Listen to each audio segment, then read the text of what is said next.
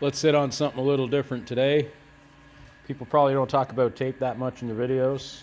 Maybe they do. They mention it in passing. Scotch, this stuff, the green stuff, sticks really well, doesn't leave stickiness on the car. Now this company, CarWorks, I get body filler from these guys. I don't know who makes their tape or where they get it, but they've got a few different colors. This is pretty nice. It's a little slicker than the green, easier to tear. And then for really fine work, they actually make a red. It's thinner, tears really easy, and there's places where you want that. And then you got the old school, what's this? American. Yeah, this is something Eagle, American UG.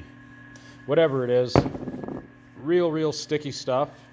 Now you might be tempted to buy dollar store stuff, doing your own job.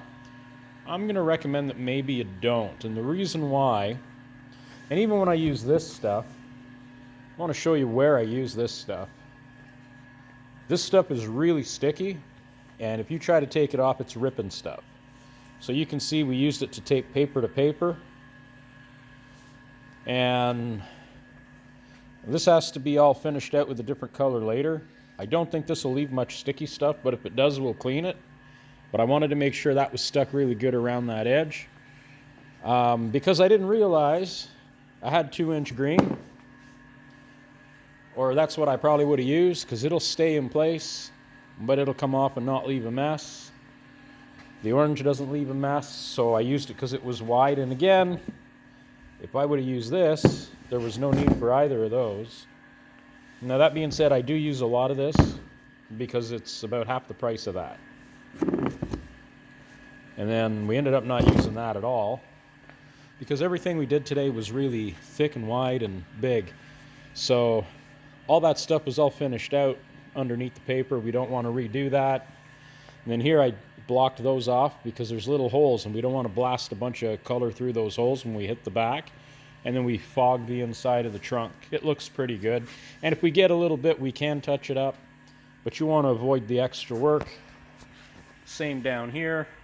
We didn't go right to the floor, but we put a little strip of paper just so when we epoxy the edge of the bottom, I like to do epoxy primer on all that stuff. We're going to use the CRE 321 because it's a high build sandable epoxy primer. I know there's controversy around that, but it is what it is. So we'll seal it up good and still be able to sand it smooth. We're also going to do around the wheel well. I've explained that in a few videos.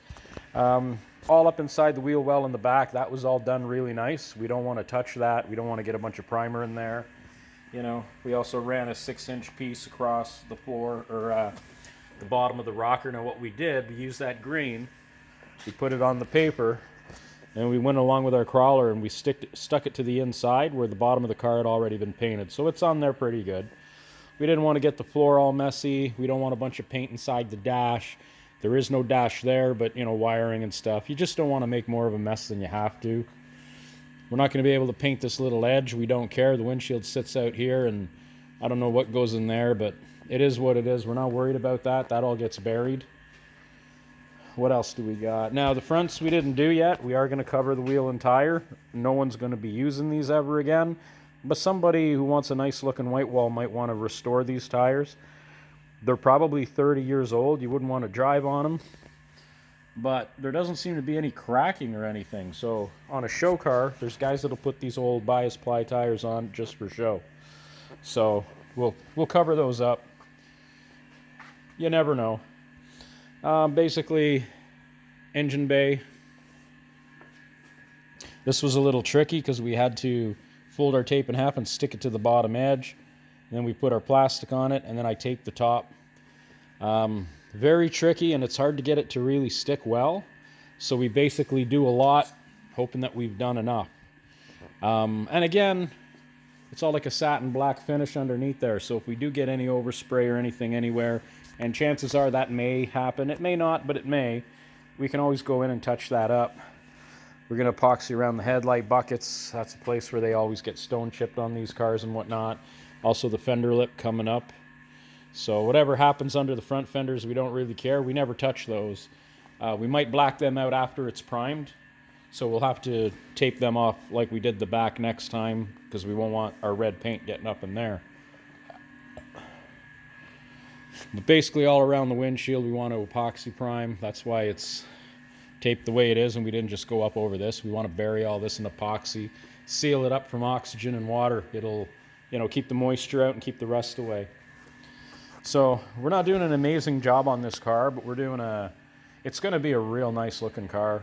We're going to be happy with it. I know that. We still got to take these off. I don't want to take them out because our doors they fit really, really well. And the doors are unloaded, which means there's no glass, no nothing in them. So the doors are set, and the owner was happy with where they were. But I think I showed a long time ago in a video, if you ran a straight edge here, the door was actually a little higher. Now what happens when you put your window regulator, and all the bits and pieces on the door, your door can actually move down. And in the case of this car, probably between an 1/8 inch and yeah, more or less 1/8 of an inch, I'd say roughly, probably a little under 1/8 of an inch. But when the door's loaded, it will come down because the door can move. So we're not touching that at all. We're gonna have to do any adjustment we want right here, and I'm gonna try to remember to keep it about just under 1/8 inch high at the back. Now, once the owner assembles it and puts all the stuff in, he may have to tweak that up and down. But again, you know, this is not a quick journey redoing these cars. I guess we're going to call this kind of a partial restoration. We're obviously not going to take it all the way down to metal. A lot of this car, when it was redone, was lead loaded, which means they used lead back in the 70s before 1980 instead of fillers that we know now. And then later it was redone and they used filler. Most of the filler work failed. The lead work didn't. So, and again, with lead work, you can't always say that lead's better. I think it depends on the application. Some guys could do really good lead work and it ain't going to come apart. Other guys do lead work, and if you don't quite get it right somewhere, it will fail. You know, and then it'll basically separate. You'll get a bunch of moisture and condensation and rot. Whoever did this car, probably some dude down in California before 1980, did a real good job. So what we did is we cleaned up everything we had to. We removed some of the lead here and there in order to fix what was bad. All in all, though, this car, as you can see, we didn't do a whole lot. As far as, you know, this is not going to be like a 700-hour car, right? So the budget we have on this car and what we expect out of the car allowed us to do what we did. We did, however, totally remove everything out of this fender because that's where most of the damage was. And the other spot was the trunk lid. The bottom of the trunk lid was totally gone. And every one we could find for this car was in the same condition. I mean, the roof is really sound. The top of the hood and the top of the trunk lid, it was just the back where it curled down. The whole underneath was gone.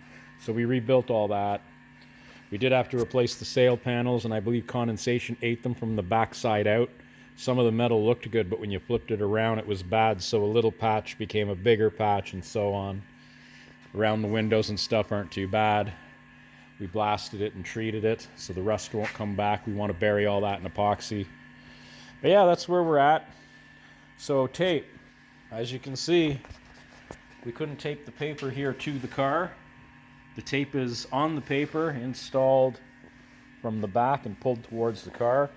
Then on the corners here, we basically folded our tape in half, stuck it to the back, and then reached up underneath and pushed our paper on it. We're hoping it don't fall off, and this is why I say you got to think it through, taping a car to get it the way you want it to be. But make sure you get tape that's going to work. And like I say, that dollar store stuff, I mean, stay away from it. And when it says tape for painting at the hardware store, it may be green. It doesn't mean it's going to work the way the 3M stuff does. There's also a 3M yellow. It's a little less expensive, but not by much. Just buy the green. The green's the best. And then, I mean, like I say, there's some other stuff for specialty things, easy to cut. And I know the red stuff, you can put it on, remove it, and put it back on. Now, that's great for places where you want to be precise. The orange is pretty good as well.